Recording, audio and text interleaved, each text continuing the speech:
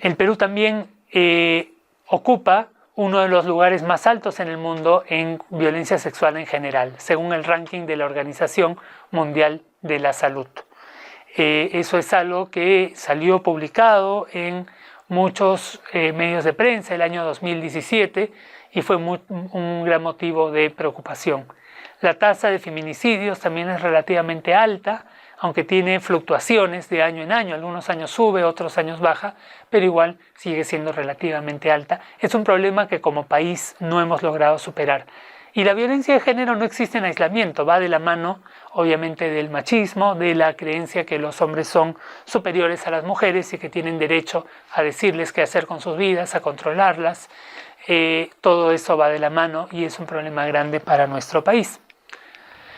La explotación laboral y la trata de personas. Ese es un punto importante porque si bien en los años 90 el modelo económico el modelo neoliberal que se implantó en los años 90 en el país tuvo grandes éxitos, logró reducir la hiperinflación, logró estabilizar la economía y reinsertarnos a la economía internacional.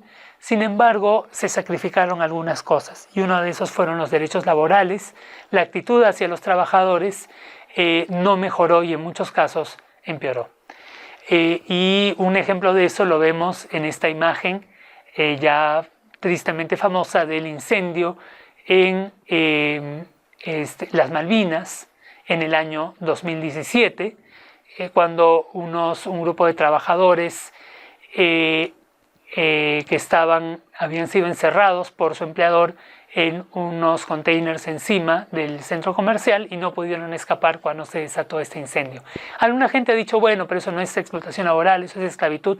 Bueno, técnicamente no, ellos estaban ahí de libre albedrío, pero su empleador los encerraba una vez que empezaba la jornada laboral, aparte de obviamente no pagarles mucho y no darles beneficios laborales. Eso es algo muy extendido. Ese caso se hizo famoso por el incendio, pero como ese hay muchos.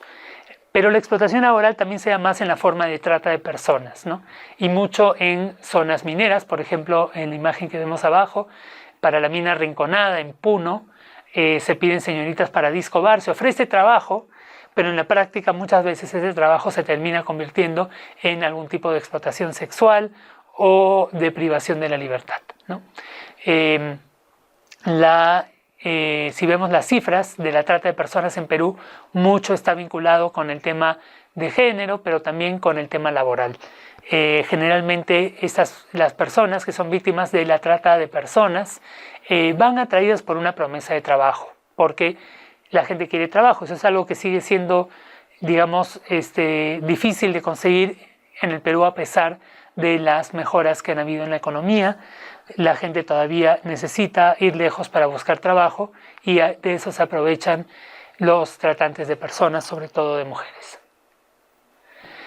Si vamos a otros problemas ciudadanos, algunos problemas que son un poco más difíciles de identificar, pero sentimos que están presentes, ¿no? La débil conciencia ciudadana, algo de lo cual estamos conscientes todos los días, ¿no? Cosas desde arrojar la basura por la ventana, que vemos a veces los conductores de los vehículos hacer, la cultura de las combis asesinas, como se les llaman, que van a toda velocidad, a veces atropellando personas y ciertamente no preocupándose por la seguridad de sus pasajeros o gritándoles, maltratando a los policías, sobre todo a las policías mujeres. Las personas en todas las clases sociales, ciertamente en la clase media y alta y también en otras que, por ejemplo, un ejemplo que puede parecer trivial, pero que no llevan a caminar a sus mascotas y no recogen sus desperdicios y por tanto los parques terminan llenos de excremento animal en vez de recogerlo como deben hacer. Simplemente la actitud en general, la tendencia a la pelea, al conflicto, ¿no? Como en la imagen que vemos más abajo de dos conductores que se agarraron a golpes en la avenida El Derby en Surco, una zona ciertamente de clase media alta, pero donde también están presentes estas actitudes de confrontación y de no querer reconocer o dialogar con el otro, ¿no? Y acá hay una cita del sociólogo Julio Calderón, de su libro La ciudad ilegal, donde dice lo siguiente: es sabido que en el Perú, y esto vale para las diversas clases sociales, existe una débil conciencia ciudadana, una tendencia a aceptar el autoritarismo y dificultades para la aceptación de la ley y las normas establecidas. Persiste una cultura de la dominación patriarcal y autoritaria, que, habiendo sido impuesta relacionalmente por las élites, atraviesa incluso procesos de identificación con el agresor. Es una imagen quizás un poco triste de nuestra sociedad contemporánea, pero por lo menos en parte verídica, y debemos ser conscientes de ello.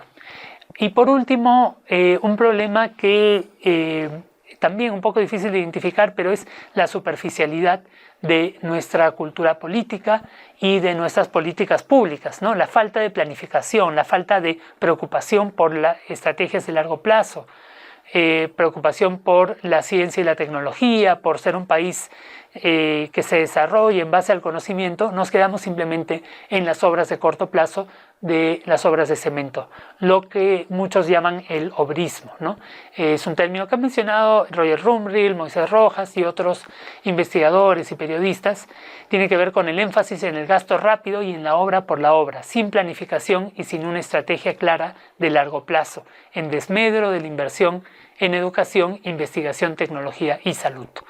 Y simplemente hacer obras para mostrarlas, y a veces sin ni siquiera preocuparse por si están bien hechas. Y un caso emblemático de eso fue el año 2017, a inicios del 2017, durante el fenómeno del Niño que azotó al país y provocó la caída de estos puentes, aunque según la Municipalidad de Lima no se cayeron, sino que se desplomaron.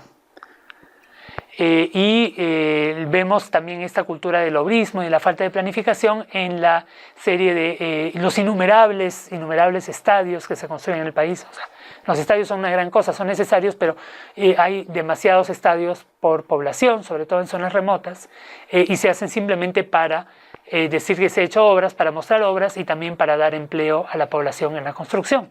Y los monumentos, como por ejemplo vemos ahí el monumento a la Maca en la ciudad de Junín, en el departamento del mismo nombre, ¿no?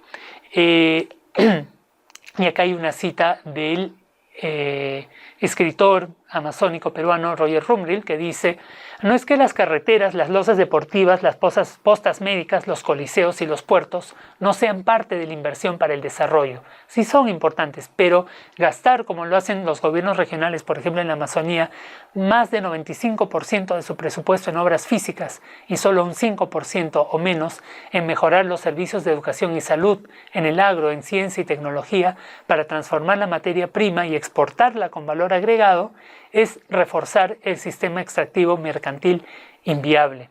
Que dicho sea de paso, es ese tipo de extractivismo y de ser un país solamente exportador de materias primas y que no incrementa su nivel de conocimiento, de ciencias y de tecnología, es algo que nos causa muchos problemas y nos va a seguir causando problemas en el futuro. Gracias.